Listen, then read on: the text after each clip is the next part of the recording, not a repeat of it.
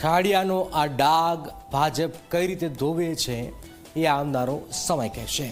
ગુજરાતની સ્થાનિક સ્વરાજ ચૂંટણીમાં આ વખતે અનેક એવા ચહેરાઓ ઉભરી આવ્યા છે જેમણે સાબિત કરી દીધું કે લોકશાહીમાં હોદ્દો નહીં પણ સેવા અને સમર્પણ મહત્વપૂર્ણ છે। ગરીબ પરિવારમાંથી આવતા અને સામાન્ય વ્યવસાય કરતા અનેક ઉમેદવારોએ ભવ્ય વિજય મેળવીને સૌને ચોંકાવ્યા છે। કોણ છે આ અનોખા ચહેરાઓ? આવું જોઈએ, જાણીએ, સમજીએ।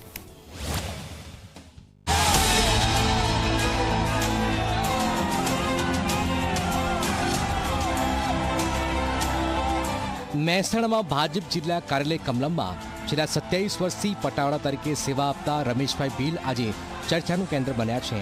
માત્ર 500 રૂપિયાના પગારથી પટાવાળાની નોકરી શરૂ કરનાર રમેશભાઈ હવે મહેસાણા મહાનગરપાલિકાના વોર્ડ નંબર 13ના કોર્પોરેટર છે।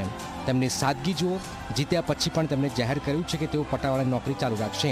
મીટિંગના સમયે તેઓ જનપ્રતિનિધિની ભૂમિકા ભજવશે, ત્યારબાદ ફરી પાછા પોતાની ફરજ પર લાગી જશે।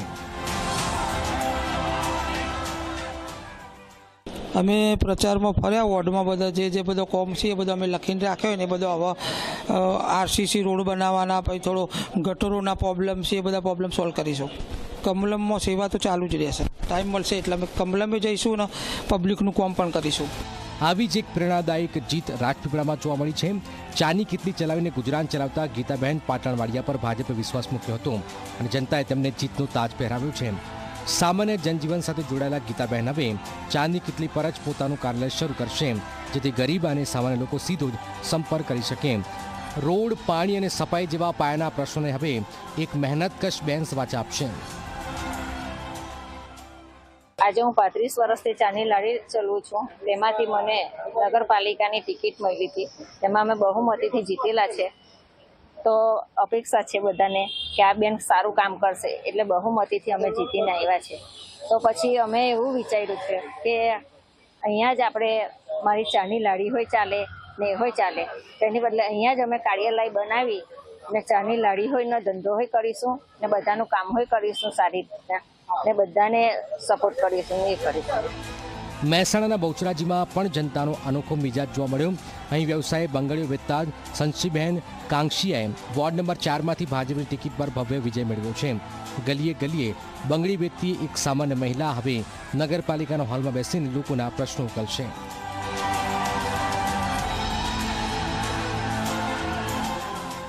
જ્યાં એક તરફ સામાન્ય લોકોની જીતનો ઉત્સાહ છે તો બીજી તરફ કેટલાક મહેનતકશ ચહેરાઓએ હારનો સામનો કરવો પડ્યો છે। અમદાવાદના શાહપુર વોર્ડમાંથી કોંગ્રેસે ગુજરી બજારમાં રમકડા વેચતા જ આશાબહેન દંતાણીને મેદાનમાં ઉતાર્યા હતા। દરિયાપુર વોર્ડમાંથી રસ્તા પર જૂના કપડાં વેચતા ભાજપના રિંકુબહેન દંતાણીએ પણ નસીબ અજમાવ્યું હતું।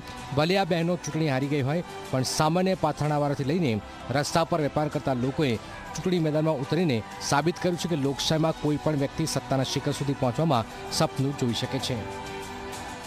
આ ચૂંટણી પરિણામોએ સાબિત કર્યું છે કે જનતા હવે પક્ષ કે જ્ઞાતિ કરતાં ઉમેદવારની નિષ્ઠા અને તેમના સંઘર્ષને વધુ પ્રાધાન્ય આપી રહી છે।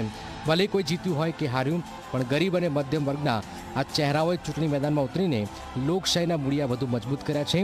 આ જ તો છે ભારતીય રાજનીતિના અસલી રંગ। Bureau report, Zee media.